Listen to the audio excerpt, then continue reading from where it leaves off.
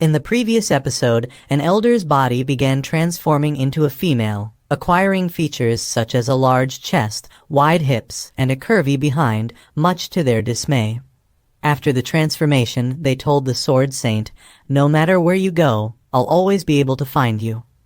Sword Saint, upon witnessing this transformation, realized that they were completely under the control of the Dark Gear. Sword Axe, however, smiled upon hearing this, placed his hand on the Dark Gear, and challenged Sword Saint, suggesting she was underestimating him, and that his resentment made the dark power seem insignificant.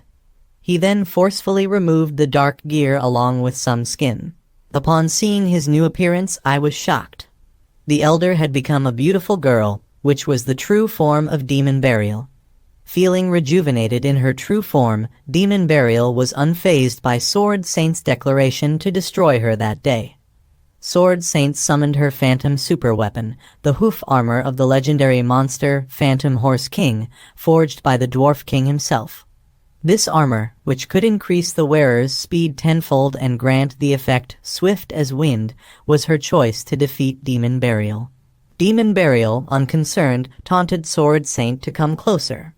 Sword Saint responded by appearing behind Demon Burial and using her Mist Chop technique, destroying a 100-meter radius around them and creating a massive hole in the ground. Despite the power of the attack, Sword Saint was stunned to see her phantom sword shattered. Demon Burial emerged unscathed, commenting that her body initially felt stiff, which prevented her from blocking a few blows, but acknowledged Sword Saint's strength. Sword Saint, still determined, thought about the Phantom Horse King, whose armor couldn't significantly injure Demon Burial, and pondered her next move. Demon Burial, warming up, waited for Sword Saint to make her next move, which prompted Sword Saint to summon 2 additional weapons from her storage and use weapon fusion. She created a more powerful weapon by combining the Stalactite Spear, forged over 1,000 years by the Dwarf King from a rare stalactite, and the Insect Scythe, also forged by the Dwarf King using the Insect King Gem Mantis's sickle. Additionally, she summoned the Cthulhu Cane and Explosive Knife, both super weapons with their unique dangers and powers. Sword Saint, combining all her super weapons, launched an all-out attack on Demon Burial. Meanwhile, Demon Burial finished her warm-up, unbothered by Sword Saint's fury and arrogance. Sword Saint also summoned the Snow Silkworm Shield, a super weapon forged from the sacred beast, Snow White Silkworm's pupa silk by the Dwarf King, known for its toughness and cold air bursts. Demon Burial, however, stood her ground, challenging Sword Saint's underestimation. Sword Saint, using the combined powers of her weapons, created a twisted space with the Cthulhu Cane and allowed the explosive knife to continuously explode, releasing the Earth's core energy. She knew she could only maintain this energy for a short time before her mind risked invasion. Finally, Sword Saint summoned the Hammer of All, a super weapon forged by the Dwarf King from the fossilized bones of a mammoth lord. Weighing 100 tons, even a normal blow from this hammer could unleash ultimate power. With this weapon, she aimed for Demon Burial, determined to end the confrontation. However, when Demon Burial used the Splitting Cut technique and sliced through the Sword Saint's powerful weapon, the Sword Saint was taken aback by the attack. She realized that if she didn't block this attack, she would die. So, without wasting any time, she used Abyss Magic, 7 guard swords, and suddenly 7 swords appeared in front of her as a shield. However, this was not enough to block Demon Burial's attack, which broke through the Sword Saint's defense and heavily damaged her. In just 8 seconds, Demon Burial killed the Sword Saint. Seeing the Sword Saint in this state, Demon Burial wondered if she was truly inadequate. Yet she was not satisfied with the fight. This was just a warm-up for her. The real battle was about to begin. So she used her demonic axe to search for any heartless ones. With the help of her demonic axe, she could see for thousands of miles. Suddenly, she saw a house in the middle of nowhere. This was the Leping house, where Leping and Elizabeth lived. She was thrilled to see Elizabeth and exclaimed that she was heading there right away. Meanwhile, at the Leping house, Elizabeth grabbed the remote and turned on the air conditioner, remarking, "Indeed, it's better to go home, turn on the air conditioner, watch TV, and eat chips. I really have to leave all that troublesome world domination thing to you." However, Leping felt physically and mentally exhausted every time he had to go out, wondering if ruling the world was truly not for him. Elizabeth disagreed, insisting that they must do what they have agreed upon, and assured Leping not to worry, promising to aid him. However, Leping was frustrated because of what she had done in the Sword Saint Guild. He asked Elizabeth if she could inform him before taking such actions next time. Some time ago, in the Sword Saint Guild, Elizabeth had killed one of the elders, shocking the Sword Saint Guild president, Elder Sword, who immediately alerted everyone. Butler Ash, the red-haired girl Anna, and her sister unsheathed their swords to attack Elizabeth. Blue Sword also released his sword Kai, but after the great apostle took over his body, there was not much Kai left in his body. Meanwhile, Prince Brian was surprised by Elizabeth's overwhelming power, thinking he'd better watch the show from the sidelines. After the incident, Mr. Boss tried to calm everyone down, asking them to listen to him. He then turned to Leping, asking if he could explain the current situation. Leping was confused, wondering what situation Mr. Boss was referring to. Elizabeth explained that, given their level, it was no surprise they had been infiltrated by the Dark Guild. Leping, confused, asked Elizabeth what she meant. She then showcased the sword skill Mr. Dizzy Tagore had given to Leping, insisting that everyone should pay attention. Subsequently, she unleashed her resolve magic, and suddenly, a parasite appeared in front of everyone. The Sword Saint Guild's president, Elder Sword, was profoundly shocked by the appearance of the parasite. Upon realizing he had been discovered, the parasite began to ponder its next move. However, upon seeing Leping as an easy target with no magic, it immediately attacked him. Leping was taken aback by this sudden assault, having no time to react. Fortunately, Elizabeth acted swiftly and killed the parasite. After Elizabeth had dealt with the parasite, Butler Ash noticed that Mr. Tagore's body was a spell technique. The girl with yellow hair was shocked by this revelation, wondering if even a prominent figure like Mr. Tagore had joined the Dark Guild. The girl with red hair, Anna, explained that it made sense. More and more people were accepting the power of the Dark Guild, and they were able to evade the detection of the Sword of Purification through advanced techniques. Elizabeth commented that this technique was more than a simple mechanism. Had they allowed him to cast a massive technique to fight, the entire area would have become a large-scale hatching site. She laughed, remarking that it would have been ridiculous. Meanwhile, Leping was still reeling from the encounter, wondering if what had attacked him was indeed a parasite. The prospect of being bitten seemed daunting. Elder Sword, curious, questioned Elizabeth on how she discovered the parasite. Elizabeth, however, chose not to disclose her method, stating that it was none of his concern. After hearing this, Elder Sword started laughing, saying, "Although we have grown weak, we still cannot be disregarded." Meanwhile, Mr. Benain Boss was really surprised, thinking, "That's bad. The Elder is someone who is sensitive about his pride. If he doesn't recognize the identities of Mr. Pal Leping and the Demon Queen, he will definitely consider them beneath him. If he offends the Demon Queen, the consequences will be dire." So he asked Leping, "If you understand what just happened, could you explain it to everyone?" Leping, confused about why Mr. Boss was asking him, and having not figured it out himself either, was suddenly interrupted by Elizabeth, who grabbed his hand and said, "It's time for afternoon tea. Discussion time is over. Come home with me now." So Leping said goodbye to Mr. Boss, stating, "I'll see you next time."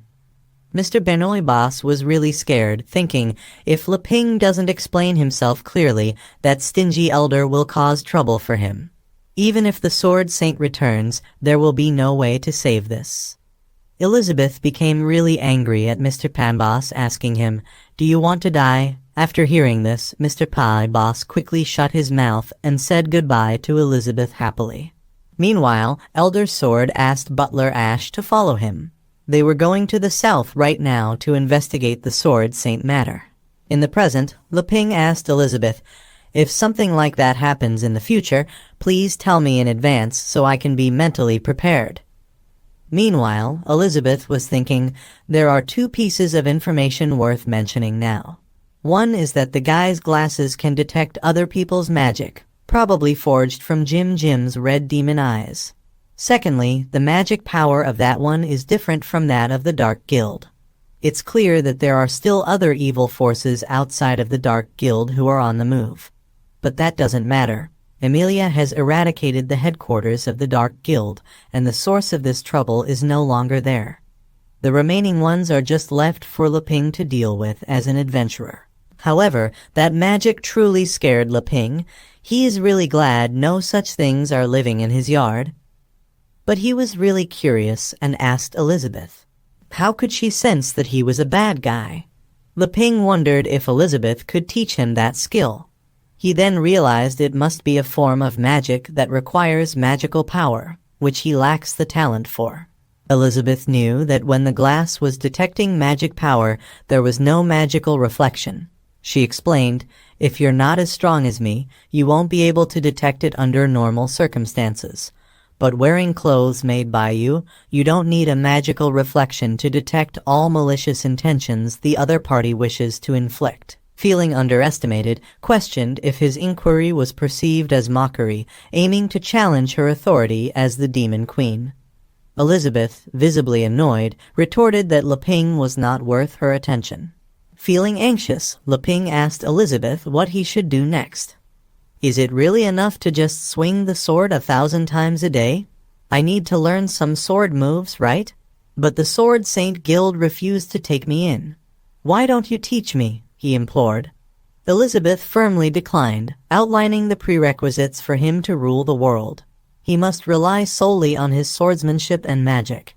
Besides his clothes, he cannot take any of his other creations with him. And although she will accompany and guide him, she will not teach him any magic or swordsmanship. Confused, Leping wondered when they had agreed on these terms. Elizabeth replied, "We agree on them just now." Frustrated, Leping threatened to seek Uncle Boss's guidance again. Even if he switched to cards, Uncle Boss should still be able to teach him the swordsmanship he had learned before. However, Holy Sword Alpha, transforming into his human form, advised Leping to give up, stating that they simply could not teach him pure swordsmanship. Leping, puzzled, asked what pure swordsmanship was. Alpha explained that even without relying on magic, none of their techniques would be effective. He questioned why anyone would learn pure swordsmanship just to strengthen their body if magic was available. Leping, conceding to Alpha's logic, admitted, "What you're saying makes sense. In this magical world, combat demands the use of magic sword techniques that integrate magic." However, a sudden recollection of pure swordsmanship and body strengthening made Leping stand up from his seat and head towards the bookshelf, exclaiming that he had found what he was looking for. Holy Sword Alpha, curious, wondered what Leping had discovered, especially since this was his first visit in a while. Leping recalled obtaining the item randomly from the system as a gift, only to discard it on the bookshelf where it collected dust. Was this the item he was referring to? Holy Sword Alpha, meanwhile, was curious about what kind of place could keep Elizabeth so engaged, preventing her from wanting to rule the world. He decided to investigate, but was surprised by the many unfamiliar things he encountered, questioning what these strange items were. As he ventured further, he suddenly felt an intense killing intent. Unable to discern the source, he realized he had just been metaphorically killed. He wondered, was it him? No, such a sharp intent didn't match. Was it her? That didn't seem right either, as her killing intent should be more violent and terrifying. He then realized the intent was emanating from the kitchen, but was shocked to see kitchen knives. How is this possible? I am the king of weapons, Holy Sword Alpha, he thought, unable to comprehend how he could feel threatened by mere kitchen knives. Overwhelmed by fear, he fled the house, declaring his refusal to stay. Leping, confused by Alpha's sudden departure, but not overly concerned, had finally found what he was searching for. The Tai Chi sword technique, known for its ease of learning and moderate exercise, promised health benefits like disease prevention, life extension, and fitness maintenance, and could even prevent osteoporosis and arthritis. It aimed to unveil the mysteries of nature. Surprised by his previous disregard for it, Leping found the book useful now. It outlined 13 Tai Chi sword movements, seemingly simple and learnable by individuals of all ages without requiring magic. Now, he was genuinely curious if it could be effective in battle. So, he asked Elizabeth if she could help him with a sword manual he had found.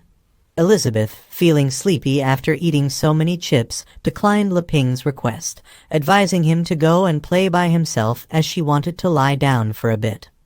Leping was really disappointed with Elizabeth's response, stating that he would go out to find Alpha and try it out. After Leping left, Elizabeth started smiling, thinking to herself, "You won't be able to master swordsmanship anytime soon. I'll just let you practice slowly and blindly on your own. When you hit a wall and have no idea what to do next, I'll step in and guide you. Only then can I underscore my superior position to you." Leping, after coming out of the house, started calling Holy Sword Alpha's name, asking where he was. But suddenly, he noticed that Holy Sword Alpha had turned into his sword form again. Confused, Leping warned Holy Sword Alpha that if he ignored him, he would take it as his consent to start practicing now. However, there was no response from Holy Sword Alpha. So he opened the Tai Chi sword skill book and began practicing the first move, like a dragonfly touching the water.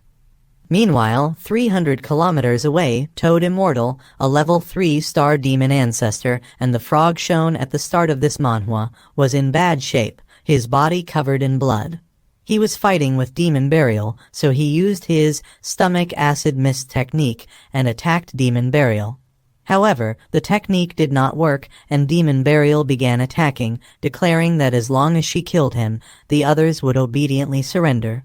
So she used Chopping Shoot and attacked him, sending Toad Immortal flying across the field.